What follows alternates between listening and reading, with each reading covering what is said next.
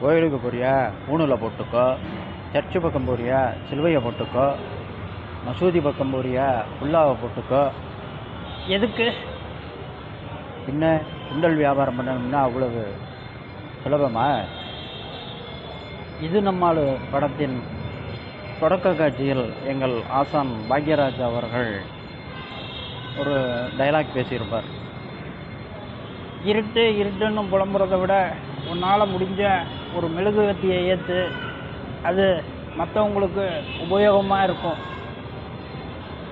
இந்த படத்தில் வரக்கூடிய அந்த வசனம்தான் இது நம்மால் படத்தில் வரக்கூடிய ஒரு சுண்டல் வியாபாரத்துக்கு தயாராகி வரும்போது தான் அந்த பெரியவர் ஐயா கலைஞானம் அவர்கள் பேசியிருப்பார்.